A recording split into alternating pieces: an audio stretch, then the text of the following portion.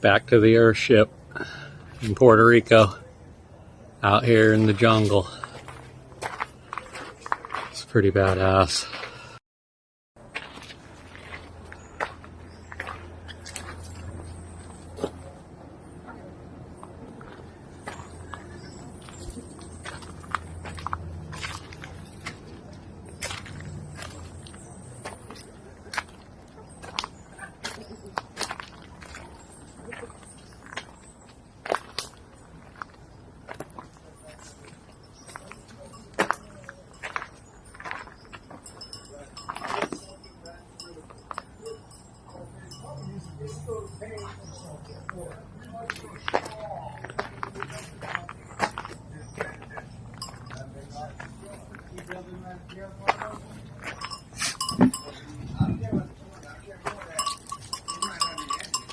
And is there any?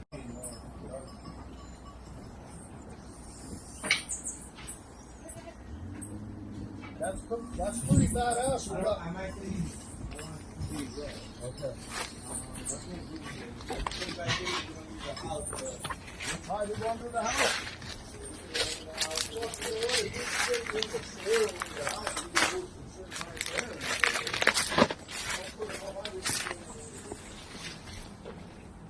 I just want to get it out of me.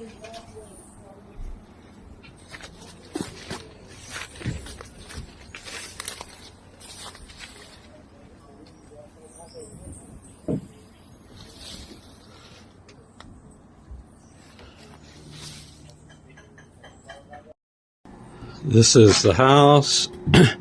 This is where Lyle's sleeping currently. This is my stuff. I'm sleeping up there right now. There's my sweater. Fans going. Windows. Bathroom here that we built last year. Toilet. Shower. There's the Earthship in the jungle. Odie's room. We got some cowboy boots and some.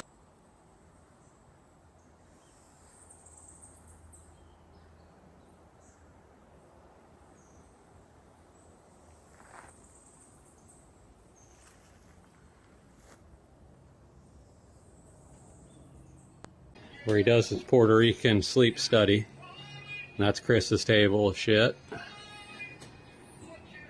We got a sink, a coffee pot, a fridge, a stove, some lights. Yeah, it's pretty happening around here. Go back and look at this jungle.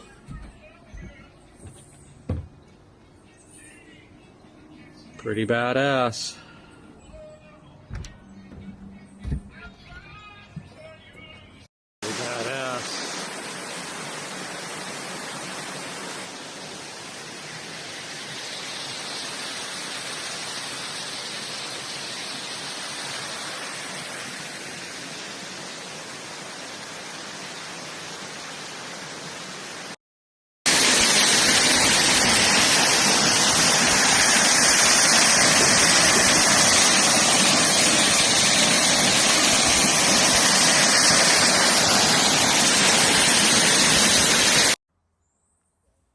How's it going today, guys? In today's episode, I'm going to talk about the Earthship a little bit because the Earthship in Puerto Rico is one of my favorite places to go on the island. And when I try to tell people about it here in Washington State, a lot of times they don't understand really what I'm even talking about. One of my buddies actually thought it was some kind of ship, or it was a building like on a piece of land that was surrounded by water, and that just cracked me up a little bit because it's nothing of the sort. So let's get into it. In the lush hills of Aguada, Puerto Rico, stands a building made of old tires, glass bottles, and reclaimed materials. Yet it's strong enough to weather the fiercest hurricanes. This is the Earthship, a living experiment in survival, beauty, and self-reliance. Earthships were invented by architect Michael Reynolds, designed to operate entirely off the grid. They harvest their own water, create their own energy, regulate their own temperature, and even grow food, all within their walls. After Hurricane Maria devastated Puerto Rico in 2017, Earthship Biotecture came here to build something the island desperately needed. A shelter that wouldn't just survive the next disaster, but thrive in its aftermath. They partnered with a local named Carlos Chaparro in the Aguada area, and together they built Puerto Rico's first fully functioning Earthship. Every element has a purpose. Solar panels power lights, fans, and tools. Rainwater flows from the roof into storage tanks, then through filters for drinking and washing. Gray water feeds indoor planters, where fruits, vegetables, and herbs grow year-round. Today, the Earthship in Aguada is more than a home. It's a classroom. Locals and visitors tour the space, learning how to live independently from the grid. Here, sustainability isn't a trend, it's survival and empowerment. In a world facing stronger storms, rising costs, and fragile infrastructure, places like this may hold the blueprint for our future. The Earthship proves that even in the most challenging conditions, we can build homes that are as resilient as the people who live in them. So I want to tell you guys a couple of my favorite stories and, just some fun times that I had while I was at the Earthship. But first, I want to talk about how I even found the Earthship in the first place. My friend who went to Puerto Rico a year or two before I did, he was the one that actually found the Earthship when he was traveling around the island. And how that happened is one of his friends that he made that lived on the island told him about a beekeeper in Aguada. And since my buddy really has a passion for bees and beekeeping, he was automatically interested. So they went and checked out the Earthship, and at this time they were still working on a phase of the Earthship, so it wasn't even really complete like it is now. And not that it's complete now, they keep adding phases onto it, but this was an earlier phase. And my buddy actually helped and played a big part in building the steps, the land bridge steps, and you'll see them in this video as we're going through the different shots that I put together. And so it was my friend that met Carlos first, and when I came to Puerto Rico, the Earthship was actually my first destination. I walked to the Earthship in Aguada from San Juan, and it took me like 8 or 9 days. And I've talked about this before in previous episodes, my first walk across the north coast of the island. And that's how I met everybody at the Earthship and kind of got connected to the Earthship. So one of my favorite stories of all time at the Earthship was probably sometime within the first couple weeks that I was there on my first trip. The goal that me, my friend Lyle, and my friend Chris had during our first trip there as a team was we wanted to put a roof on this old house that was out back and up on a hill on the farm that the Earthship is on. And during Hurricane Maria, or maybe a different storm, I'm really not sure, the roof kind of blew off or collapsed or whatever. So we were going there multiple days a week and helping, rebuild the roof and get everything situated there at the Earthship and putting a bathroom in place. And we just wanted to make this livable area for future volunteers there. Well, anyways, one day we were out there working on the roof and we decided to have lunch. And I don't know why we did this, because the guy that owns the Earthship, Carlos, he's, like I've said, also a beekeeper. So there's a number of beehives up on the roof of his house, like kind of towards his, the front.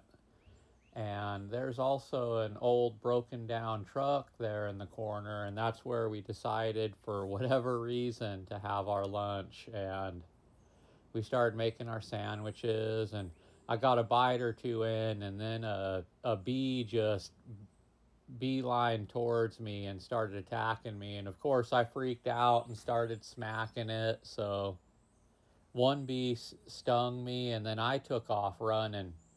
And I ran across the farm back to the back house where we were putting the roof on it. And it turns out Lyle and Chris also took off running because they were getting stung. And it was pretty funny because Chris just got done making his sandwich and he was looking forward to having a bite. He didn't even get a bite before bees started attacking him, and he had to take off running. And they both ran towards the front of the property while I ran towards the back of the property.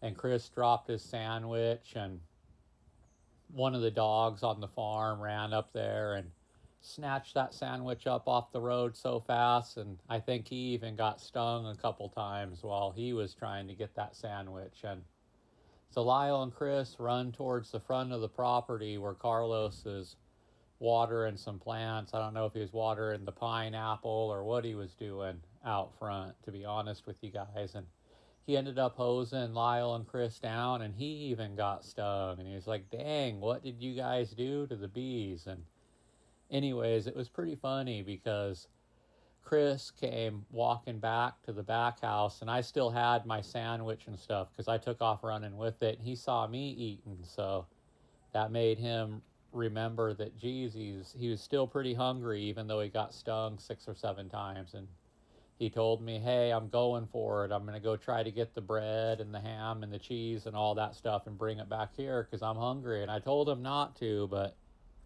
he wasn't trying to listen to me, so he went for it. And lo and behold, a couple minutes later, I see him running back towards the back house and swatting bees off of him. He didn't get the bread or nothing. He just got stung 6 or 7 more times. So, we eventually ate and got through the day and kept working on the roof. And then we all went to sleep. And the next morning, when we were getting up to go to work again, Chris, after those 13, 14, 15 bee stings, he just wasn't feeling it. And, in his defense, too, he's an older guy. He's in his 60s. So those bee stings really messed him up pretty good. And I had some Benadryl in my pack because I don't drink alcohol.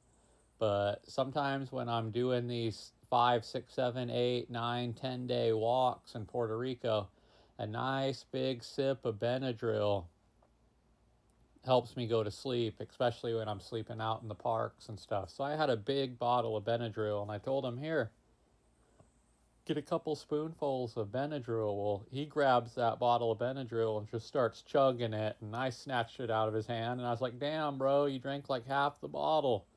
I don't want you to OD or anything. And about an hour later, he was out cold on Carlos's cement and tile floor, just snoring and sleeping like a baby, and we were all kind of laughing at him and teasing him and making fun of him and stuff. But I was pretty jealous that he got out of work that day, so me and Lyle had to work extra hard to get done what we wanted to get done that very next day. But luckily Chris was all right, and the day after he was ready to work again, and we eventually finished the roof and put some metal on it, and then put some walls in the back, and just did a lot of stuff to make that little house in the back of the Earthship farm more livable for future guests and for us when we ended up coming back the very next year. But yeah, I'll never forget the bee attack story. I'm excited to go back to the Earthship next year when I visit Puerto Rico again and go on a bunch of walks. I've been thinking about making a book just specifically about the Earthship, kind of like the books I do about the abandoned farmhouses and cemeteries. Even more interesting, they had another building phase while I've been gone, so they'll have a kitchen built into the Earthship when I get there next year, and I'm pretty excited to see that. One of my other favorite things about being at the Earthship is that Carlos knows so much about the island and knows so many cool spots. He took us to a old abandoned child's prison that had a really cool old abandoned Catholic church on the site, and it was really interesting. It's a place I want to go to and document fully next year when I go back to Puerto Rico. And he showed us a lot of unique hidden waterfalls, and he took us to like this old abandoned mansion, which you can find on my channel if you look back far enough. We just always, at least once a week, went on some awesome adventure where you got to learn something new about Puerto Rico, and those were good times. I also got to be a part of 2 bee rescue missions while I was at the Earthship. And for the next half hour or so, I just got a bunch of pictures for you guys of the Earthship and all the extra adventures that I did while I was at the Earthship, including the bee rescues and stuff like that. That's all I got for this episode. I'll see you guys in the next one. Thank you.